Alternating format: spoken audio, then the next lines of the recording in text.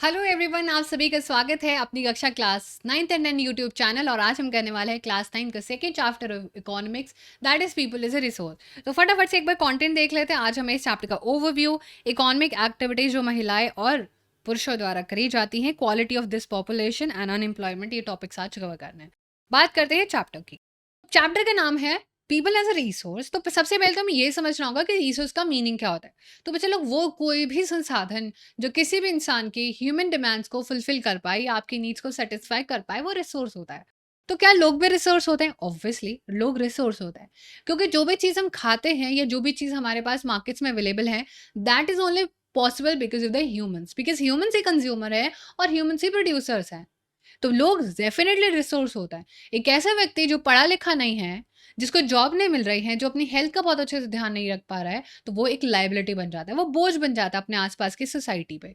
पर एक ऐसा इंसान जो बहुत एजुकेटेड है, जिसकी हेल्थ बहुत अच्छी रहती है, जिसका दिमाग बहुत अच्छा चलता है, वो एक एसेट होता है अपने देश के लिए। तो डेफिनेटली लोग भी रिसोर्स होते हैं जो एक दूसरे की नीड्स को फुलफिल करते हैं, अलग अलग प्रोफेशंस में काम करके, अलग अलग इन्वेंशंस करके। और यही चीज़ें हमें आज के चैप्टर में कवर करनी है। तो चलिए जल्दी से करते हैं start. So people as a resource एक एफर्ट है इस चैप्टर का कि वो ये डिस्क्राइब कर सके कि कैसे पॉपुलेशन एक एसेट होती है रेदर देन लाइबिलिटी। वो कोई बोझ नहीं होता है, बल्कि उससे हम पॉजिटिव आउटकम लेके आ सकते हैं और वो आपको हमेशा रिटर्न हमेशा देने वाली है। फॉर एग्जाम्पल, आपके पेरेंट्स आपको पढ़ा रहे हैं, इतना ज़्यादा एजुकेशन में आपका फंड्स वगैरह डालते हैं, ट्यूशंस एंड ऑल दैट, पूरी चीज़ें आपके लिए वो करने को रेडी है, क्योंकि आप ही तो उनको रिटर्न देने वाले हो। आगे फ्यूचर में जाके आप एसेट बनोगे। नहीं पढ़ाएंगे तो you will become a liability, आप नहीं पढ़ोगे तो you will become a liability, right. तो ये सारी चीज़ें हैं। ह्यूमन पॉपुलेशन को ह्यूमन कैपिटल बनाया जा सकता है जब उनके ऊपर इन्वेस्टमेंट हो, एजुकेशन के फॉर्म में, ट्रेनिंग के फॉर्म में या फिर मेडिकल के फॉर्म में। In fact, human capital is a stock of skill and productive knowledge embodied in them. यहाँ तक कि ये भी कहा जाता है कि वो लोग तो क्या है, इंडेक्स हैं, स्टॉक है लोग किसी भी देश का। People as a resource is a way of referring to a country's working population in terms of their existing productive abilities and skills. Looking at the population from these productive aspects emphasizes ability to contribute to the creation of gross national product. और हम सारे लोग मिलके अपने किसी भी देश की इकोनॉमी को बहुत अच्छे से चला सकते हैं और अपना कंट्रीब्यूशन कर सकते हैं। Like other resources, population also is a resource, a human resource. Very definitely इसको जो बाकी चीज़ें रिसोर्स होती है, जैसे कि वाटर, इलेक्ट्रिसिटी, ज़मीन, सॉइल, सब रिसोर्स होती हैं, जस्ट लाइक दैट ह्यूमन भी रिसोर्स है, क्योंकि ह्यूमन तो सबसेट है बाकी सारी चीज़ों का। This is a positive side of a large population that is often overlooked when we look at the negative side, considering only the problems of providing population with food, education, access to health facilities. But when the existing human resource is further developed by becoming more educated and healthy, we call it human capital formation. देखो, जनसंख्या तो already available है, but उस जनसंख्या को अपने पैर पे खड़ा करके, उसका एजुकेशन अच्छी, उसकी हेल्थ अच्छी, तो वो चलती फिरती पैसे की मशीन बन जाएगी और देश का डेफिनेटली भला होगा। तो ज़्यादा लोग जल्दी जल्दी काम कर पाएंगे कि नहीं कर पाएंगे, ऐसा क्यों समझा जाए कि ज़्यादा लोग खराब है, बल्कि ज़्यादा लोग तो अच्छे होते हैं, उनमें यूनिटी ज़्यादा रहेगी और वो प्रोडक्शन भी ज़्यादा करेंगे, राइट। तो ये सारी चीज़ें हम लोगों को समझनी है, and that adds to the productive power of country just like physical capital formation. तो जो चीज़ें हमारे पास फिजिकल फॉर्म में प्रेजेंट है, अगर हम फ़ायदा उठाएं अपनी ह्यूमन कैपिटल का फॉर्मेशन उसके साथ करके, तो बहुत अच्छा पॉजिटिव आउटकम आएगा। और वो इन्वेस्टमेंट कैसे होगी ह्यूमन कैपिटल में? वो होगी थ्रू एजुकेशन, अच्छी एजुकेशन मिले, ट्रेनिंग मिले, मेडिकल केयर मिले, जो कि इन्वेस्टमेंट, फिजिकल इन्वेस्टमेंट की तरह रिटर्न लेके आएगा। This can be seen directly in the form of higher incomes earned because of higher productivity of more educated. ज़्यादा लोग जो पढ़े लिखे होते हैं ज़्यादा पैसा कमाते हैं। क्यों? क्योंकि उनके ऊपर ज़्यादा टाइम ऑफ जो है मनी एंड सारी चीज़ें इन्वेस्ट करी गई हैं। उनको ज़्यादा ट्रेनिंग मिली और वो हेल्दी भी रहते हैं अच्छे खाने की वजह से। इंडिया में ग्रीन रेवोल्यूशन एक ड्रामेटिक एग्जाम्पल है कि पीपल एज अ रिसोर्स है, जिन्होंने टेक्नोलॉजी इन्वेंट करी। HYV सीड्स, यहाँ पर हाई यील्डिंग वेराइटी सीड्स का इन्वेंशन हुआ और इंडिया की तकदीर बदल गई जब से ग्रीन रेवोल्यूशन आया। तो ये किसका इंपॉर्टेंस है? ह्यूमन कैपिटल का ही इंपॉर्टेंस था। फिजिकली तो सारी चीज़ें हमारे पास प्रेजेंट थी ही। जो हमारे को आगे बढ़ना है, not only do more educated and higher wealthy people gain more income, society also gains, society को भी फायदा होता है। हेल्थियर पॉपुलेशन क्या करती है? अपना भी ध्यान रखती है, दूसरों को भी एजुकेशन देती है। इनफैक्ट ह्यूमन कैपिटल एक दूसरे को सुपीरियर भी समझती है और ज़मीन और फिजिकल कैपिटल का फ़ायदा भी उठाती है। Human resource can make use of land and capital. Land can not become useful on its own. ज़मीन खुद से कुछ भी नहीं करने वाली है। ज़मीन ह्यूमन से पहले भी अवेलेबल थी और अभी भी अवेलेबल है। Only humans can do the invention and they can bring new new innovations. For many decades in India large population has been considered a liability rather than asset. बहुत समय तक भारत देश को बोला जाता था, ऑल्दो अब हम लोग नंबर 1 हो गए हैं, नंबर 1 इन द पॉपुलेशन, हम लोगों को बोला जाता था हम लायबिलिटी हैं। और हम लोगों ने बहुत कोशिश करी कि इसको हम बर्डन को अपनी पॉपुलेशन को हटाएं and it can be turn into a productive asset by investment. अब हम लोग इन्वेस्टमेंट कर रहे हैं, हम education, health, industrial, agriculture workers को मॉडर्न टेक्नोलॉजी दे रहे हैं, उनको रिसर्च करने का मौका देते हैं, फ्री एंड फेयर एजुकेशन देते हैं। इस चीज़ को और अच्छे से समझने के लिए एक एग्जाम्पल हमारे लिए बहुत ज़रूरी है, जो ये दिखाता है कि अगर इंसान प्रोडक्टिव होगा और वो पढ़ा लिखा होगा तो कितना ज़्यादा उसके लाइफ में चेंजेस आ सकते हैं। सबसे पहली स्टोरी है शकाल की। Shakal, there were two friends, Vilas and Shakal, living in the same village of Seemapur. Seemapur एक गांव है जहां पर ये दो दोस्त रहते थे। शकाल 12 साल का बच्चा है। His mother Sheela looked after domestic chores, वो घर के काम संभालती थी। His father Buta Chaudhary worked in agriculture field. Sakal अपनी मम्मी की मदद करता था जब भी उसको टाइम मिलता था डोमेस्टिक कामों में। ऑल्सो वो अपने छोटे भाई बहन जीतू और अपनी बहन सीतू का ख्याल रखता था। उसके अंकल श्याम ने एक एग्जामिनेशन पास करा था, मार्टिकुलेशन एग्जाम, बट वो घर में बैठे हुए थे क्योंकि उनके पास कोई जॉब नहीं थी। Boota and Sheela were eager to teach Shakal. Boota और शीला उसके पेरेंट्स पढ़ाना चाहते थे। They forced him to join the school village which he joined very soon. जो उसने वो स्कूल में पढ़ाई अच्छे से शुरू कर दी, बहुत ही एग्जाम्पलरी उसकी परफॉर्मेंस थी और उसके फादर ने उसको बोला कि अब तुझे हायर स्टडी करनी चाहिए। उन्होंने उसके लिए एक लोन भी लिया और उसको वोकेशनल कोर्स कराया कंप्यूटर्स में। Vocational course is just like a additional training which is obviously not given in the NCERT. शकाल मेरिटोरियस था, काफ़ी इंटरेस्टेड था शुरू से ही पढ़ाई में। उसने बहुत एंथुसियाज़्म और विगोर से अपनी मेहनत करके बहुत ज़्यादा एक जो है प्राइवेट फर्म में मेहनत करके कोर्स कंप्लीट करके जॉब ले ली और उसने एक नया तरीके का सॉफ्टवेयर भी बनाया और उस सॉफ्टवेयर की सेल इतनी ज़्यादा हो गई कि उसके बॉस ने उसके एफर्ट्स को बहुत ज़्यादा एक्नॉलेज करा और उसको प्रमोशन भी दे दिया। फिर हम पढ़ते हैं स्टोरी विलास की, जो कि बिल्कुल ऑपोजिट है। विलास एक 11 साल का बच्चा है जो सेम गाँव में रहता है। विलास के फादर महेश एक मछुआरे थे। उसके फादर जब वो 2 साल का था तभी पास अवे हो गए थे। हिज मदर गीता मछलियाँ ही बेचती थी अपनी फैमिली का रोज़मर्रा की ज़िंदगी चलाने के लिए। She bought fish from the landowners pond and sold it in the nearby mandi. She could earn only 150 a day by selling fish. Vilas became a patient of arthritis, यानी कि उसकी हेल्थ खराब हो गई है, उसको हड्डियों की बीमारी लग चुकी थी। क्योंकि वो न्यूट्रिशन वाला खाना नहीं खा पा रहा था। क्योंकि उसकी मदर उसको डॉक्टर के भी नहीं ले जा पाती थी, तो वो स्कूल भी नहीं जा पाता था। वो उस पढ़ाई में कैसे इंटरेस्ट दिखाता, वो अपनी मम्मी की घर पर मदद करता था और अपने छोटे भाई मोहन की ख्याल रखता था।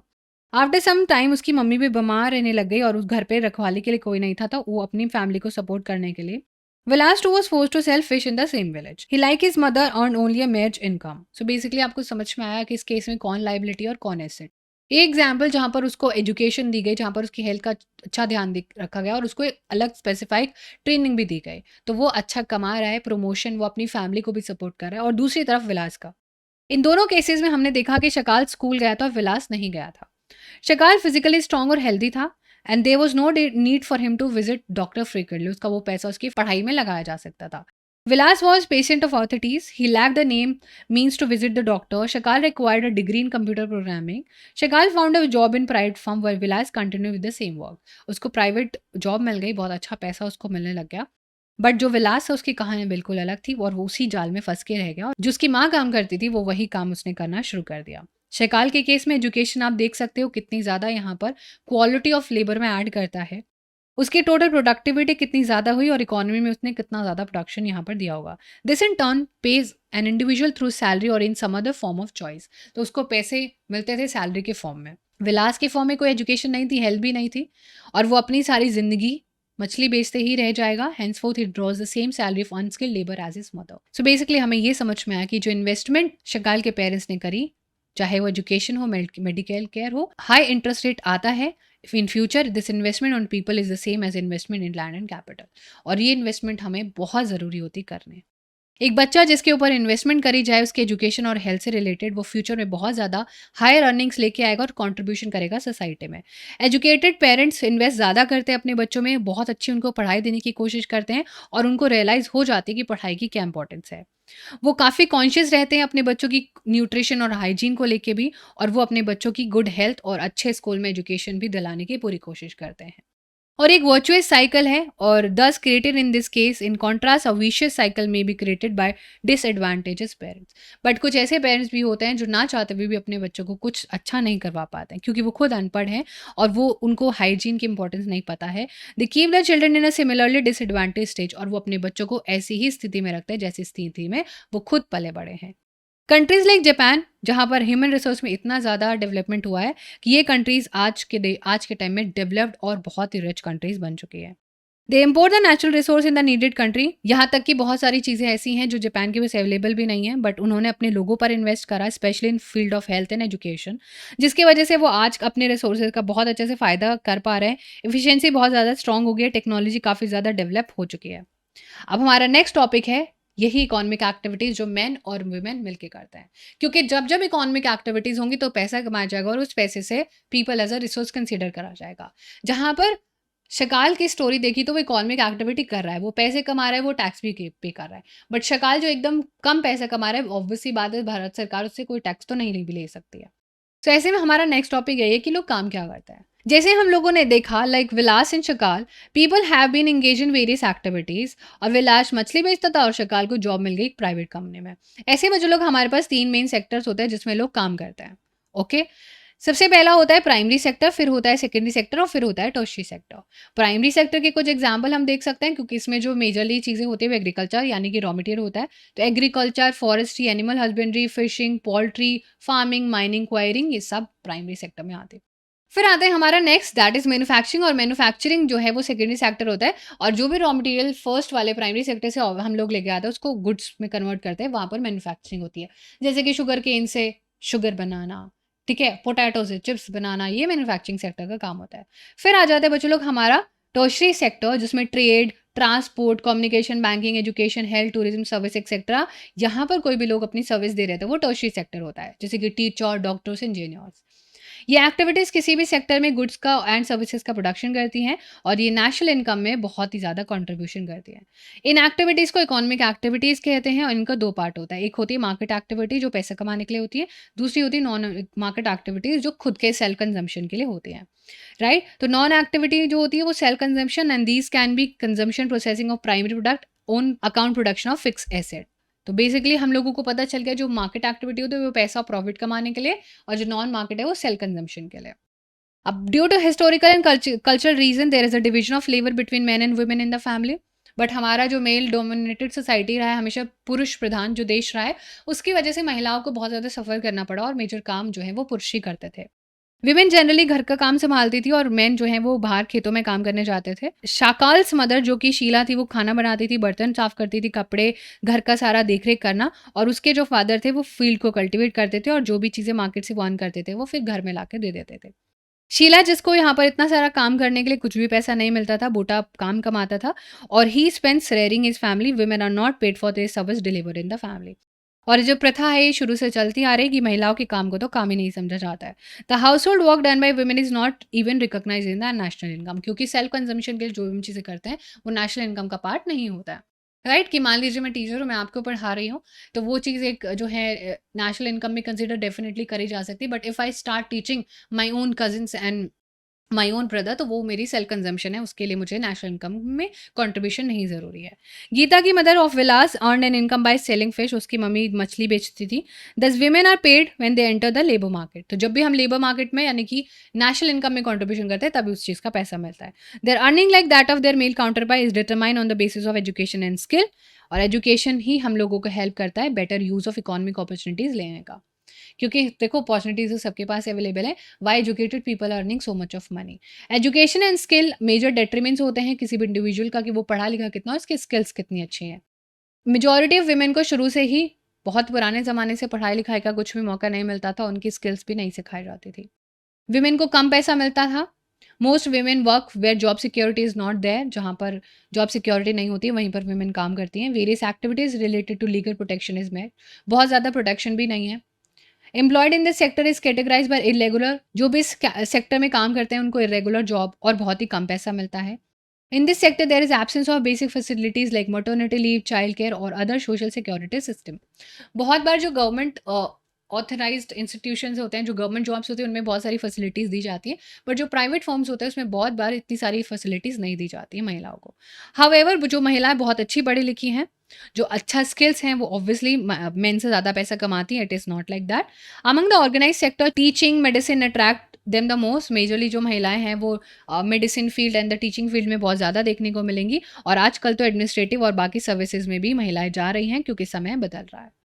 अब हमारा जो नेक्स्ट टॉपिक है, that is quality of population. अब हमें इतना तो समझ में आ गया कि जो एक्टिविटीज़ होती हैं, या तो महिलाएँ के द्वारा होती हैं या पुरुषों के द्वारा होती हैं। जो भी इनकम हम लोग नेशनल इनकम में करें, वही कंसीडर होती है, जो काम हम घर में कर रहे हैं वो ज़्यादा कंसीडर नहीं होता है। फिर हमारा जो नेक्स्ट टॉपिक है, that is quality of population. देखो, क्वालिटी कैसी होगी पॉपुलेशन की, वो बहुत इंपॉर्टेंट फैक्टर है कि लोग कितने पढ़े लिखे हैं, उनकी हेल्थ कैसी है, उनकी उनकी लाइफ एक्सपेक्टेंसी कैसी है, उनके अंदर क्या स्किल्स हैं, और वो अल्टीमेटली देश की ग्रोथ करेंगे। लिटरेसी और हेल्थ पॉपुलेशन एसेट होते हैं, इलिटरेसी और अनहेल्दी पॉपुलेशन लायबिलिटी होती है।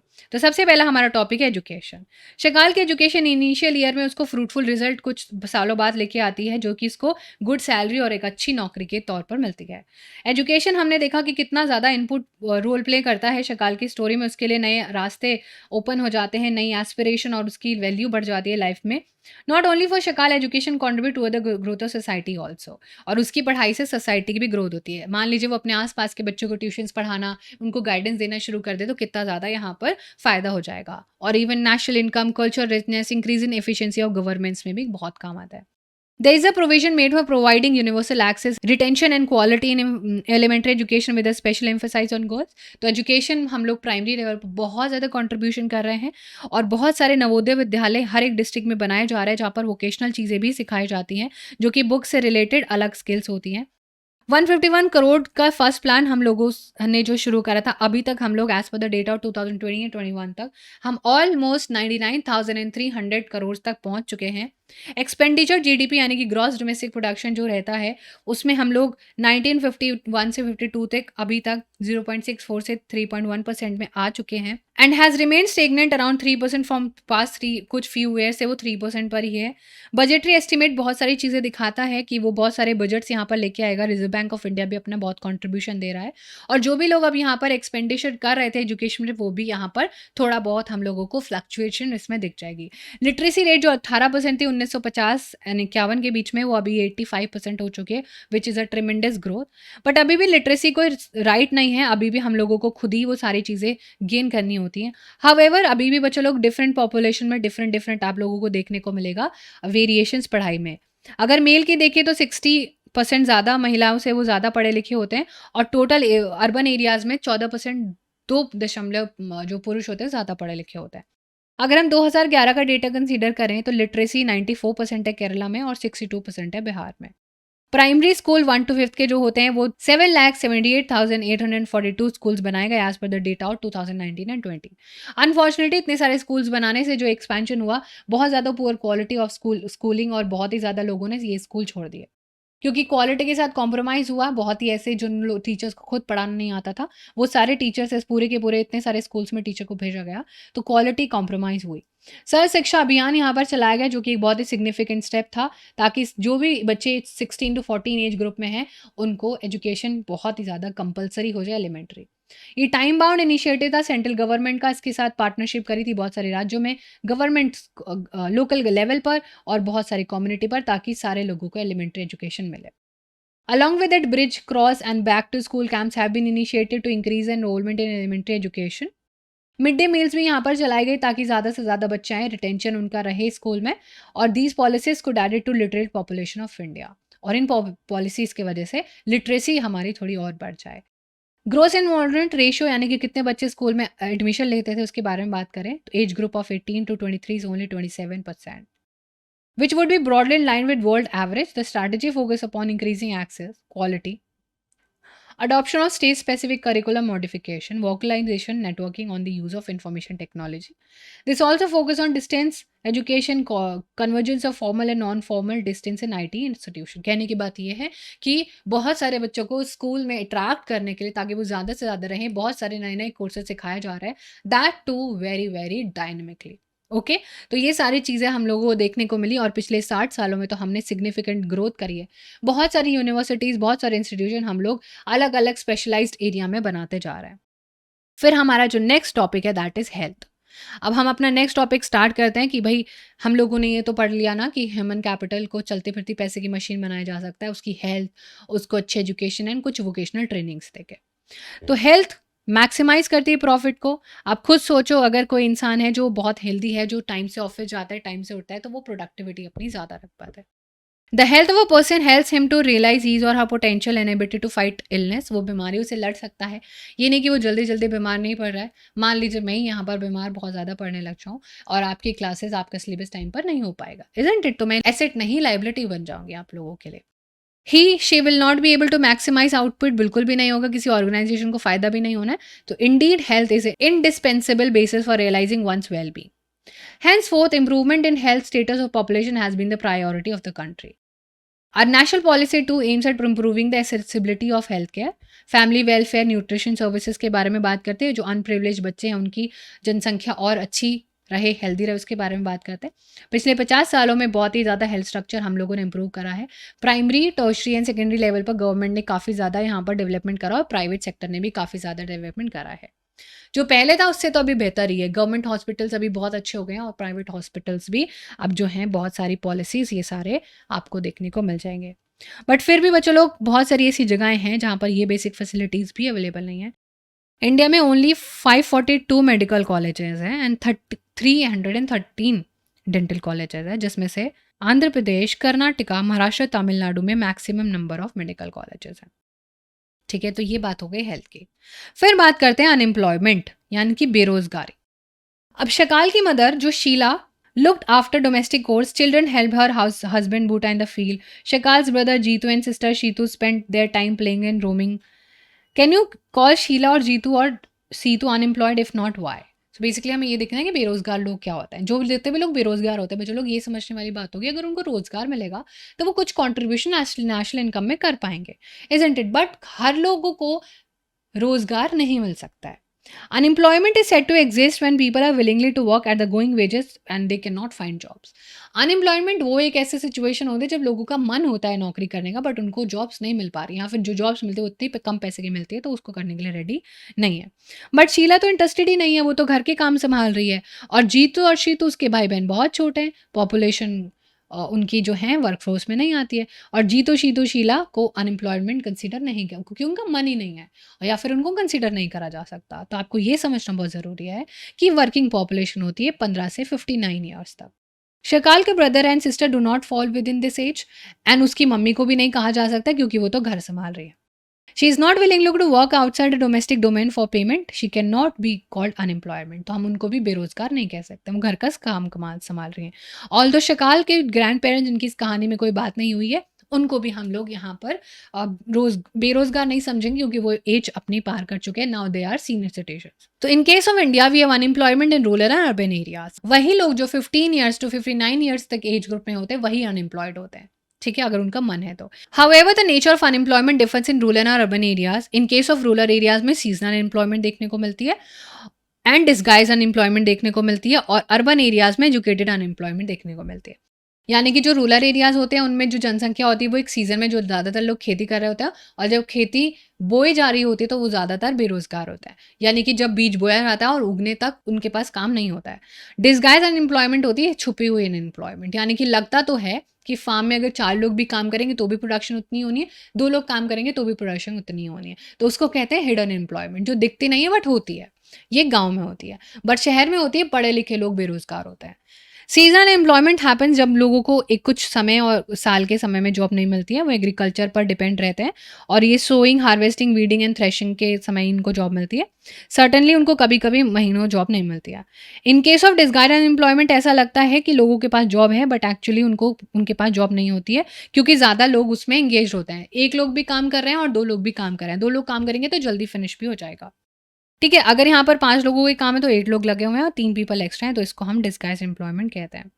ठीक है, अगर 3 लोगों को हटा भी देंगे तो प्रोडक्टिविटी पे कोई भी इफ़ेक्ट नहीं पड़ने वाला है और इसी को ही बच्चे लोग डिस्गाइज्ड एम्प्लॉयमेंट कहते हैं। बट अगर अर्बन एरियाज़ की बात करें तो अर्बन एरियाज़ में लोग पढ़े लिखे होते हैं, बहुत ज़्यादा जो हमारे पास यंग बच्चे हैं जो माट्रिकुलेशन, ग्रेजुएशन, पोस्ट ग्रेजुएशन कर चुके हैं, उनको जॉब्स नहीं मिल रही हैं। और एक जो स्टडी है वो दिखाती है कि अनएम्प्लॉयमेंट ग्रेजुएट और पोस्ट ग्रेजुएट की इतनी है कि आप लोग सोच भी नहीं सकते हो। A paradoxical manpower situation reveals as surplus of manpower in certain categories coexist with shortage of manpower in other. कहीं पर लोग ज़्यादा हैं पढ़े लिखे और कहीं पर लोग ही नहीं हैं काम करने के लिए। There is unemployment among technically qualified person on one hand while there is a dearth of technical skill required for economic growth. एक जगह पर बहुत ज़्यादा ओवर क्वालिफाइड लोग हैं और एक जगह पर लोग इतने कम क्वालिफाइड हैं कि उनको बेसिक स्किल्स भी नहीं आती है। अनएम्प्लॉयमेंट हमारे लिए बहुत ही बड़ा यूज़ है मैन पावर रिसोर्सेज का, यानी कि बहुत ही बड़ी लाइबिलिटी है। पीपल जो यहाँ पर नहीं काम आ रहे हैं वो लाइबिलिटी बन जाते हैं और जो लोग काम आ रहे हैं वो क्या बन जाते हैं, एसेट बन जाते हैं। There is a feeling of hopelessness and disappear among the youth, people do not have enough money to support their family. वो लोग पढ़ लिख के भी कुछ अच्छा जॉब नहीं यहाँ पर कर पा रहे हैं और उनको बहुत ही ज़्यादा लगता है कि वो समाज में कुछ भी कॉन्ट्रीब्यूशन नहीं कर पा रहे हैं। अनएम्प्लॉयमेंट इकोनॉमिक ओवरलोड और बढ़ाता है, देश पर बोझ बढ़ाता है और अनएम्प्लॉयमेंट यूथ वर्किंग पॉपुलेशन पर और ज़्यादा कंपटीशन वाली सिचुएशन क्रिएट करता है। क्वालिटी ऑफ लाइफ भी इससे अफेक्ट होती है क्योंकि जब हम पैसा कमाएंगे तभी हम अपनी सेहत का और अपने आसपास के लोगों का ध्यान रख सकते हैं और हमें उस समय पर अपने हेल्थ के साथ और बाकी सारी चीज़ों के लिए सेक्रीफाइस करना होता है। Hence unemployment has detrimental impact on overall growth. तो जो भी हम लोग यहाँ पर बेरोजगारी देखते हैं वो इकोनॉमी पर बहुत ही बड़ा प्रकोप डालती है। जैसे जैसे यहाँ पर इंक्रीज होता रहेगा बेरोजगारी में तो डिप्रेस होती रहेगी इकोनॉमी, रिसोर्सेज का वेस्ट होता रहेगा बट लोगों को कुछ भी फायदा नहीं होने वाला है। बट अगर if people can not be used as resource they naturally appear as liability to the economy. But अगर लोगों का फायदा नहीं उठाया जा रहा है एज अ एसेट तो वो डेफिनेटली लाइबिलिटी बन जाता है। इन case of India unemployment rate बहुत ही कम है। ज़्यादातर लोग जो हैं बहुत ही कम इनकम है, प्रोडक्टिविटी उनकी बहुत ही कम है। They appear to work throughout the year but in terms of their potential income it is not adequate for them. The work that they are pursuing seems forced upon them. जो भी वो लोग काम कर रहे हैं वो ज़बरदस्ती कर रहे हैं क्योंकि उनको अपना पेट भरना है। जो उनकी चॉइस भी नहीं उनको वो भी काम करना पड़ रहा है। They tend to engage in activity respective the earning potential. Their earnings keep them on a bare subsistence level. तो जो वो पैसा कमा रहे हैं वो बस उनके लिए काम चला, वो अपने शौक या फिर अपने बुरे समय में उनके लिए कोई सपोर्ट भी नहीं होता है। Moreover employment structure is categorised by self employment primary sector. Primary sector में देखा तो मनमर्जी से काम मिलता है, होल फैमिली लगी रहती है और सच में बहुत ज़्यादा अच्छी कुछ प्रोडक्शन भी नहीं होती है। सो वो डिसगाइज्ड अनएम्प्लॉयमेंट बहुत ज़्यादा हम लोग को एग्रीकल्चर सेक्टर में देखने को मिलती है और उसी को ही वो सारी फैमिली शेयर करती हैं और कंसेप्ट ये जो चला आ रहा है काफ़ी ज़्यादा लोगों को हार्डशिप देखने को मिलती है रूरल सेक्टर में। But this does not reduce the poverty of family. Gradually, surplus labor from every household tend to migrate to village in search of jobs. अब ये लोग अपने गांव छोड़ के शहरों में जाने लगते हैं ताकि इनको ज़्यादा पैसा कमाने को मिले। Let us discuss about employment scenarios in 3 sectors mentioned earlier. Agriculture sector में मोस्ट लेबर एब्जॉर्विंग है। इन रिसेंट ईयर्स बहुत ज़्यादा डिक्लाइन हुआ है, पॉपुलेशन अब निकल रही है एग्रीकल्चर सेक्टर से क्योंकि हम लोग मैन्युफैक्चरिंग पर बहुत ज़्यादा फोकस कर रहे हैं। तो वो सेकेंडरी और टर्शियरी सेक्टर में जा रही है। The secondary sector small scale manufacture होती थी, बहुत ज़्यादा मोस्ट लेबर ऑब्जर्विंग है इन केस ऑफ टर्शियरी सेक्टर। नई नई सर्विसेज जैसे कि biotechnology, information technology, internet, software development, hardware, ये सारे आ रहे हैं। इसी चीज़ को और अच्छे से समझने के लिए कहानी पढ़ते हैं गाँव की। एक गाँव था जिसमें बहुत सारी फैमिलीज रहती थी। Each family produce enough to feed its member. वो अच्छा खासा जो है अपने मेंबर्स के लिए खाना उगा लेते थे। Each family met its needs by members making their own clothes and teaching their own children. ये लोग आपस में अपने कपड़े बना लेते थे और अपने बच्चों को पढ़ाते थे। One of the family decided to send one of its sons to agriculture college. इनमें से एक फैमिली डिसाइड करती है कि हम अपने बच्चे को कॉलेज भेजेंगे। उसको आस पास के गांव में कॉलेज में एडमिशन मिल जाता है। कुछ समय बाद वो एग्रीकल्चर एक इंजीनियर बन जाता है, एग्रो इंजीनियरिंग करता है और जब वापस आता है तो काफ़ी क्रिएटिव इंप्रूवमेंट, जैसे कि जो भी इंस्ट्रूमेंट अवेलेबल थे उनमें इंप्रूवमेंट करता है, उसको नई जॉब भी मिल जाती है। Family in the village sold the surplus in near by. अब जो फैमिलीज थी वहाँ पर वो जो एक्स्ट्रा प्रोडक्शन कर रही हैं due to improvement in technology उसको बेच देते थे तो उनके पास पैसा आने लग गया। उनकी सक्सेस देख के बहुत सारे लोग यहाँ पर मीटिंग करते हैं और वो चाहते हैं कि वो सारे लोग अपने बच्चों को भी स्कूल भेजना शुरू कर दें। पंचायत यहाँ पर जो है डिसाइड करती है कि गांव में एक स्कूल खोला जाएगा और जो पूरी की पूरी गांव की लोकल गवर्नमेंट होती है वो मेक श्योर करती है कि सारे बच्चे स्कूल जाएं। एक टीचर नए बुलाए जाते हैं शहर से। All the children of the village started going to school after some time. अब वो अपनी डॉटर्स को भी टेलरिंग की पढ़ाई सिखाने लगता है। She started stitching clothes for all the families of the village, for everyone now wanted to buy and wear tailored clothes. Thus, new job of a tailor was created. This had another positive effect. The time of the farmer in going far for buying clothes was saved, and the farmers spent more time in the field. Yet the yields farm went up. This was the beginning of prosperity. The farmers had more than what they could consume. Now they could sell what they produced to others who came to their village markets. Over time, this village, which formerly had no job opportunities in the beginning, had many, like teacher, tailor, agro-engineers, and many more. The story of village simply where the rising level of human capital enabled it to evolve into a place rich with complex and modern economic activities. तो हम लोगों ने फ़ायदा उठाया complex और modern economic activities का कि जहाँ पर लोग सिर्फ खेती करते थे, खाते थे, पीते थे, सो जाते थे, वहाँ पर उन लोगों ने क्या करा, अपने एक बच्चे को स्कूल भेजा, उसकी सेहत का ध्यान रखा और उसने सबकी तकदीर बदल दी। So education, health and this training is very, very important किसी भी पीपल को एज़ अ रिसोर्स बनाना। नहीं भेजा होता तो वहाँ पर बच्चे कुछ भी नहीं सीख रहे होते, स्कूल नहीं खुला होता, कुछ भी ऑप्शन अवेलेबल नहीं होता। सो इस चैप्टर में हमने देखा कि कैसे एजुकेशन, हेल्थ इन सब चीज़ों पर फोकस करने से हम लोग एसेट बन जाते हैं इकोनॉमी के और तभी हमारे पेरेंट्स हमको बोलते हैं कि बेटा पढ़ लो और कुछ लाइफ में कर लो because they already have been through that and they have realise the importance of education.